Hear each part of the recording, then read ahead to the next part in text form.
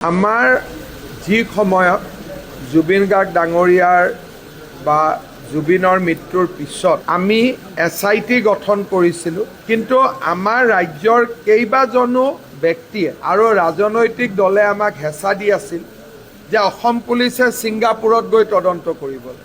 আজি যদি আমি ছিংগাপুৰৰ ওপৰত ফ'কাছ কৰিলোহেঁতেন, আজিৰ দিনটোতে জুবিন গাৰ্গৰ হত্যাৰ তদন্ত শেষ হৈ গ'ল। আজি গধূলিয়ে আমি সকলোকে মুকলি কৰি দিব লাগিলে। অসম চৰকাৰে প্ৰথমৰ পৰাই দৃঢ় স্থিতি লৈছিলে যে ছিংগাপুৰৰ লগত আমাৰ সম্পৰ্ক নাই, কাৰণ হত্যাৰ যিটো ষড়যন্ত্ৰ সেইটো অসমত হৈছিলে, সেইকাৰণে অসম পুলিচে নিজাকৈ তদন্ত কৰিব। মই এটা ষ্টেণ্ড লৈছিলোঁ যে ছিংগাপুৰ পুলিচতকৈ অসম পুলিচে এই হত্যাৰ তদন্তটো ভাল কৰি কৰিব পাৰি। আৰু আজি অসম পুলিচৰ তদন্ত ভাল হোৱাৰ কাৰণে ছেপ্টেম্বৰৰ ক'ব গ'লে অক্টোবৰৰ 1 তাৰিখৰ পৰা আজিলৈকে শ্যামকানু মহন্ত, সিদ্ধাৰ্থ শৰ্মা, অমৃত প্ৰভা কোনেও জামিন পোৱা নাই। আজি আকৌ এবাৰ প্ৰমাণ হ'ল যে জুবিনক লৈ বিজেপিয়ে ৰাজনীতি নকৰে, বিজেপিয়ে জুবিনক সঁচাকৈ ন্যায় দিবৰ কাৰণে প্ৰচেষ্টা কৰিছে আৰু আমি এই চেষ্টাত আমি সফল হ'ম। যিবিলাকে বাৰে বাৰে ছিংগাপুৰ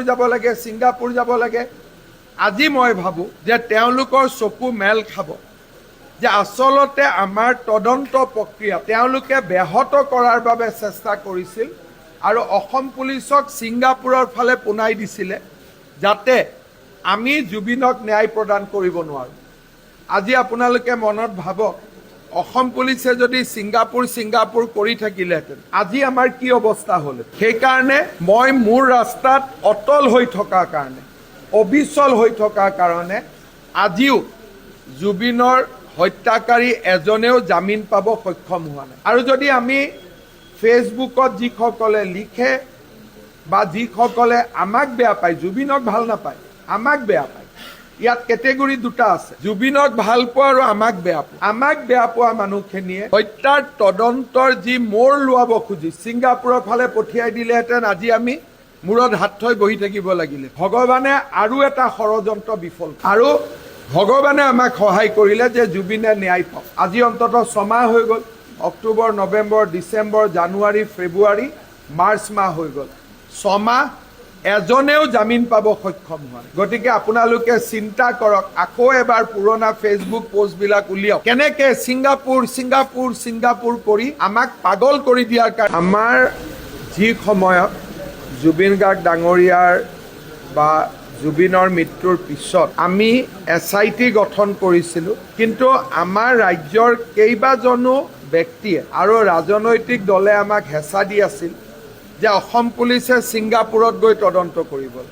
আজি যদি আমি ছিংগাপুৰৰ ওপৰত ফ'কাছ কৰিলোহেঁতেন, আজিৰ দিনটোতে জুবিন গাৰ্গৰ হত্যাৰ তদন্ত শেষ হৈ গ'ল। আজি গধূলিয়ে আমি সকলোকে মুকলি কৰি দিব লাগিলে। অসম চৰকাৰে প্ৰথমৰ পৰাই দৃঢ় স্থিতি লৈছিলে যে ছিংগাপুৰৰ লগত আমাৰ সম্পৰ্ক নাই, কাৰণ হত্যাৰ যিটো ষড়যন্ত্ৰ সেইটো অসমত হৈছিলে, সেইকাৰণে অসম পুলিচে নিজাকৈ তদন্ত কৰিব। মই এটা ষ্টেণ্ড লৈছিলোঁ যে ছিংগাপুৰ পুলিচতকৈ অসম পুলিচে এই হত্যাৰ তদন্তটো ভাল কৰি কৰিব পাৰি। আৰু আজি অসম পুলিচৰ তদন্ত ভাল হোৱাৰ কাৰণে ছেপ্টেম্বৰৰ ক'ব গ'লে অক্টোবৰৰ 1 তাৰিখৰ পৰা আজিলৈকে শ্যামকানু মহন্ত, সিদ্ধাৰ্থ শৰ্মা, অমৃত প্ৰভা কোনেও জামিন পোৱা নাই। আজি আকৌ এবাৰ প্ৰমাণ হ'ল যে জুবিনক লৈ বিজেপিয়ে ৰাজনীতি নকৰে, বিজেপিয়ে জুবিনক সঁচাকৈ ন্যায় দিবৰ কাৰণে প্ৰচেষ্টা কৰিছে আৰু আমি এই চেষ্টাত আমি সফল হ'ম। যিবিলাকে বাৰে বাৰে ছিংগাপুৰ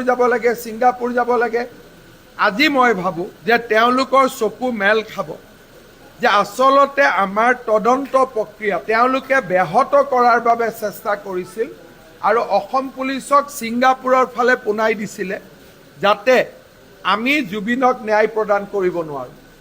আজি আপোনালোকে মনত ভাবক, অসম পুলিচে যদি ছিংগাপুৰ কৰি থাকিলেহেঁতেন আজি আমাৰ কি অৱস্থা হ'ল। সেইকাৰণে মই মোৰ ৰাস্তাত অটল হৈ থকাৰ কাৰণে, অবিচল হৈ থকাৰ কাৰণে আজিও জুবিনৰ হত্যাকাৰী এজনেও জামিন পাব সক্ষম হোৱা নাই। আৰু যদি আমি ফেচবুকত যিসকলে লিখে বা যিসকলে আমাক বেয়া পায়, জুবিনক ভাল নাপায়, আমাক বেয়া পায়, ইয়াত কেটেগৰী দুটা আছে, জুবিনক ভাল পোৱা আৰু আমাক বেয়া পোৱা। আমাক বেয়া পোৱা মানুহখিনিয়ে হত্যাৰ তদন্তৰ যি মোৰ লোৱাব খুজি ছিংগাপুৰৰ ফালে পঠিয়াই দিলেহেঁতেন আজি আমি মূৰত হাত থৈ বহি থাকিব লাগিলে। ভগৱানে আৰু এটা ষড়যন্ত্ৰ বিফল, আৰু ভগৱানে আমাক সহায় কৰিলে যে জুবিনে ন্যায় পাওক। আজি অন্ততঃ 6 মাহ হৈ গ'ল, অক্টোবৰ, নৱেম্বৰ, ডিচেম্বৰ, জানুৱাৰী, ফেব্ৰুৱাৰী, মাৰ্চ মাহ হৈ গ'ল, 6 মাহ এজনেও জামিন পাব সক্ষম হোৱা। গতিকে আপোনালোকে চিন্তা কৰক, আকৌ এবাৰ পুৰণা ফেচবুক পোষ্টবিলাক উলিয়াওক, কেনেকে ছিংগাপুৰ ছিংগাপুৰ ছিংগাপুৰ কৰি আমাক পাগল কৰি দিয়াৰ